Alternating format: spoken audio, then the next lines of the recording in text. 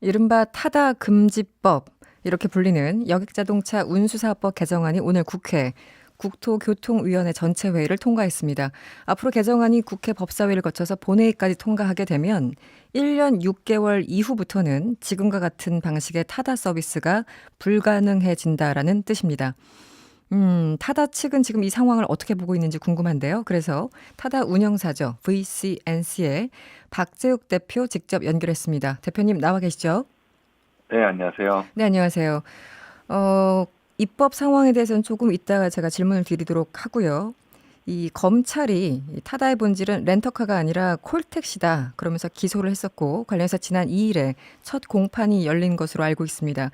먼저 이 검찰 기소에 대해서는 어떻게 생각하시는지 그리고 공판에서는 어떤 얘기들이 오고 갔는지 궁금합니다.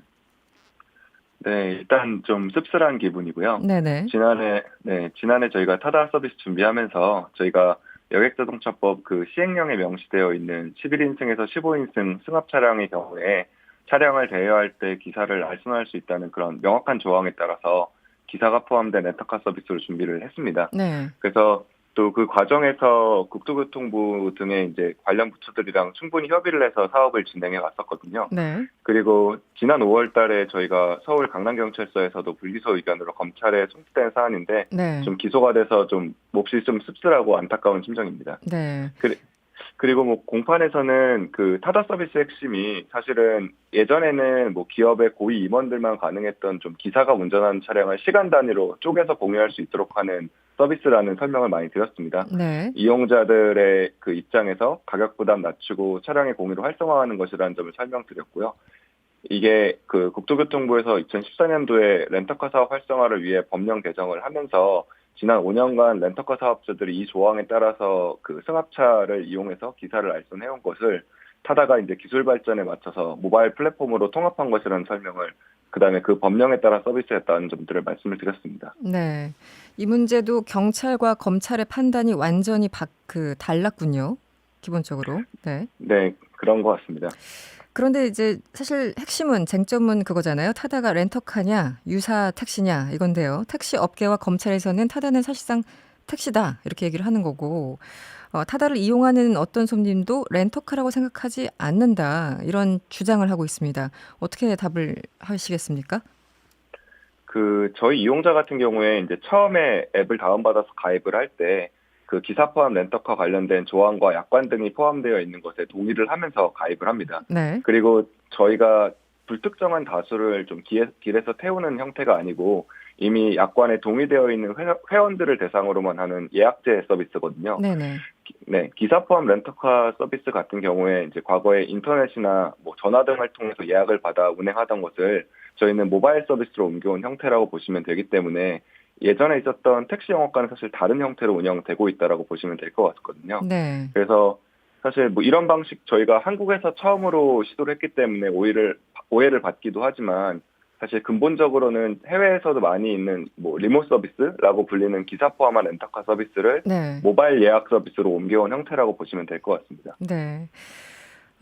이 법정 다툼과는 별개로요. 국회에서도 입법이 일사천리로 진행 중입니다. 앞서서 말씀드렸듯이 오늘 관련 상임위죠. 국토교통위를 통과했고 법안 내용은 간략하면 이런 겁니다. 공항과 항만에서만 타다를 부를 수 있고 렌터카인데 한두 시간 쓰는 건 얘기가 안 되니까 6시간 이상 쭉 쓸 사람만 불러라 이런 거고요. 조금 전 보니까 소위 논의 과정에서 반납 장소가 공항과 항만인 경우 이용자가 탑승권을 소지해야 된다 이런 얘기도 추가가 돼서 시행령에 담길 것이다 이런 보도가 있습니다. 이 탑승권이라는 게 어떤 건지 모르겠는데 어떻게 보십니까 이 법안? 네, 오늘 그 국토교통이 통과한 뭐 이른바 타다금지법이 네네. 기존 택시 산업 보호를 위해서 새로운 산업 규제를 하겠다는 것입니다. 네. 그래서 뭐 타다를 포함해서 여러 혁신 모빌리티 업계에서는 당장 뭐 내년에 운행 총량이나 아니면은 기여금을 예측할 수 없는 상황에서 네. 사전 규제 가능성이 많이 높아졌거든요. 음. 그리고 또 현재 법률에 근거해서 서비스 중인 사업을 소급해서 금지하는 게 소급 입법 금지라는 원칙에도 위배되는 것이라고 생각을 합니다. 네. 그리고 저희가 이 서비스 1년 동안 해오면서 150만 명의 타다 이용자들의 이동권도 있고 네. 11,000명 정도의 타다 드라이버 일자리가 사라질 수도 있는 법안이기 때문에 네. 이런 앞으로의 모빌리티 산업 금지 혹은 모빌리티 산업 투자를 하기 어렵게 만드는 금지 법안이라고 생각을 합니다. 이 공정거래위원회에서는 이 법안에 대해서 반대 의견서를 전달했습니다. 그리고 또 반면에 또 김상조 정책실장의 생각은 또 다른 것 같습니다. 타다금지법에 대해서 기본적으로 찬성하는 그런 입장을 오늘도 밝혔는데요. 어찌됐든 이런 상황에서 국회가 이렇게 법을 재빠르게 추진하는 배경이나 이유 어떻게 보십니까? 법안을 주도한 이제 박홍근 의원님께서 그 택시 산업 보호를 위해서라는 점은 여러 차례 밝힌 바가 있고요. 네. 그다음에 지난 10월 국회 앞에서 열린 택시 집회에서도 참여를 해서 같은 취지로 발언을 했습니다. 네.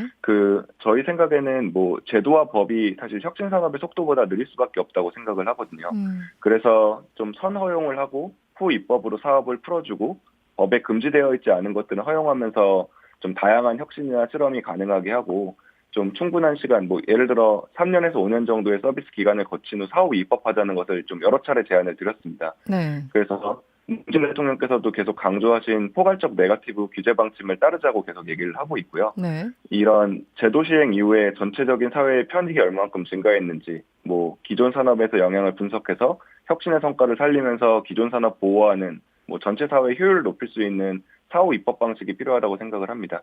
사실 이런 방식을 통해서 동남아에서도 기업 가치가 100억 달러 넘는 네. 흔히 말해서 데카콘이라고 불리는 그랩이나 고잭 같은 회사들이 성장을 했거든요. 네네. 네, 그래서 그런 방식으로 이 사회가 움직였으면 한다는 얘기를 계속 드리고 있습니다.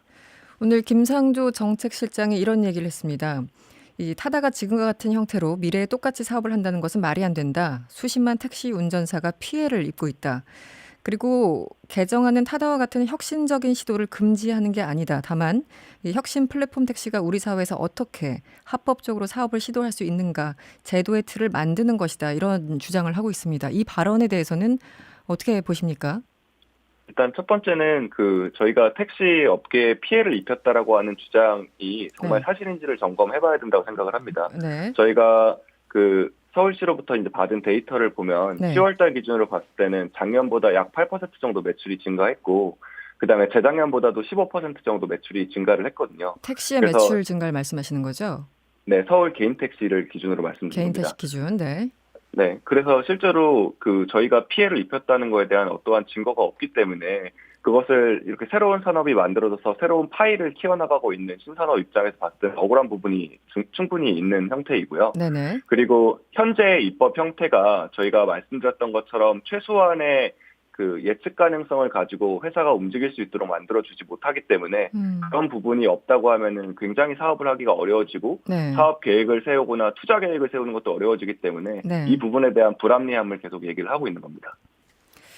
어찌됐든 여러 가지 논란 속에서도 개정안은 지금 처리가 되고 있고요. 이 본회의를 통과하게 되면 1년 6개월, 1년 반 뒤부터는 지금의 방식으로는 타다 서비스가 불가능해지는데요. 앞으로 어떻게 대응을 하겠습니까? 지금 정부와 물밑 대화가 있습니까? 일단 저희가 이 법안이 그냥 이대로 통과가 될 경우에는 미래의 사업이 지속 가능하지 않아질 거라 생각을 합니다. 모빌리티 사업의 특성상 사업 초기에 투자를 하고 고객을 늘려 사업이 이제 수년의 뒤에 안정이 되고 그다음에 수익을 낼 수 있는데 기간이 정해진 것도 없고 현재도 손실을 만들어내고 있는 상황에서 사업을 더 이어나가는 게 상당히 어려운 부분이거든요. 네. 그래서 법안이 시행되면은 사실 저희뿐만이 아니라 이 법령을 기반으로 한 다른 모든 모빌리티 기업들이 내년 혹은 내후년 운영 총량이나 기여금을 예측할 수 없는 상황에서 사업 계획을 수립하기가 되게 어렵거든요.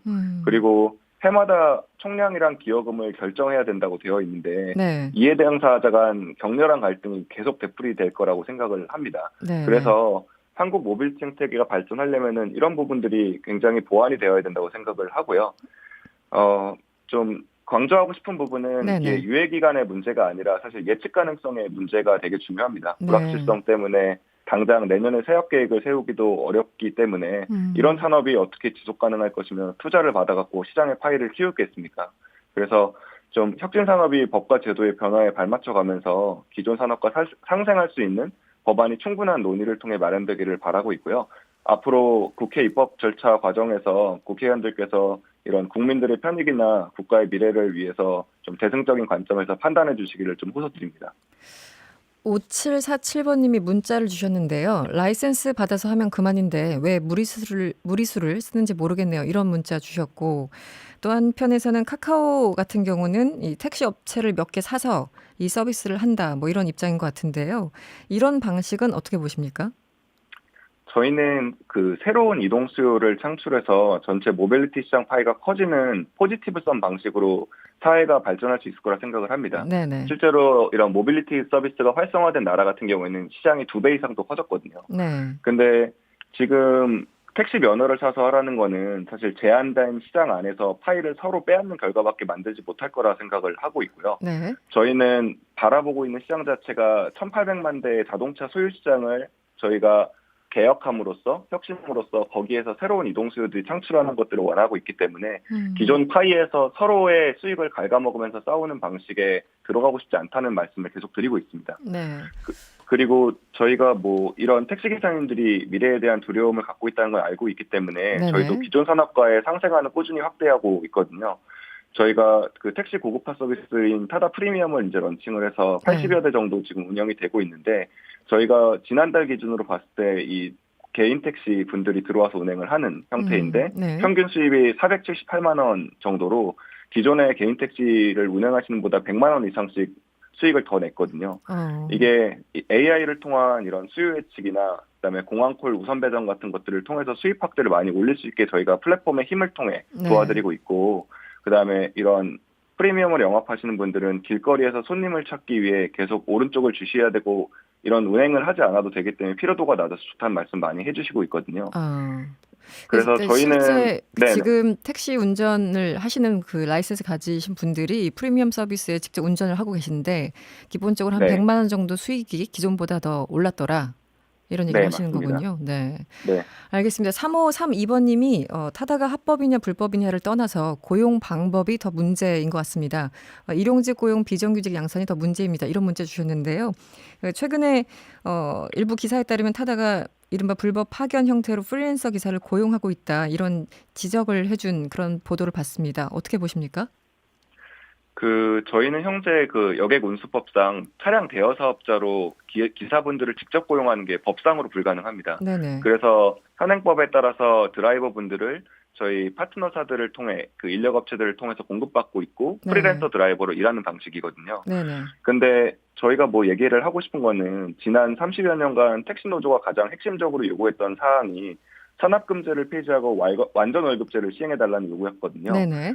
근데 저희는 이런 기사 포함 렌터카를 통해서 저희가 이들이 얘기했었던 산업금 제도가 아예 없고 완전 월급제 같은 비슷한 형식으로 저희가 시급을 보존해주는 방식으로 서비스를 운행을 하고 있습니다. 네. 그래서 고정된 급여를 받는 형태이거든요. 그래서 현재 평균 시급 같은 경우에 시간당 12,000원 이상 될 정도로 그다음에 근무 시간 따라 특별 수수료가 부여가 돼서 네. 월 25일 하루 10시간 이렇게 근무하시는 드라이버 분들의 평균 수입이 310만 원 이상이 되거든요. 네네. 그래서 기존에 있었던 법인 택시 기사님들이 버는 것보다도 약 150만 원 이상이 되는 정도의 만 월 수입을 가져가고 있기 때문에 저희가 만들어내고 있는 방식은 현행법상 가능한 유일한 방법인데다가 과거부터 계속 주장해왔던 완전 월급제랑 가장 비슷한 방식의 지금 급여 네네. 형태를 가지고 있다고 보시면 될 것 같습니다. 알겠습니다. 오늘 말씀 고맙습니다. 지금까지 타다 운영사 VCNC의 박재욱 대표였습니다. 고맙습니다. 네, 감사합니다. 네, 오늘은 타다 측 입장을 직접 들어봤는데요. 서울 개인택시조합 등 택시 측에서 반론 요청이 있으면 적극 반영해서 방송하도록 하겠습니다. 여러분의 퇴근길을 꽉 채워드립니다. 평일 저녁 6시 5분 이승원의 세계는 그리고 우리는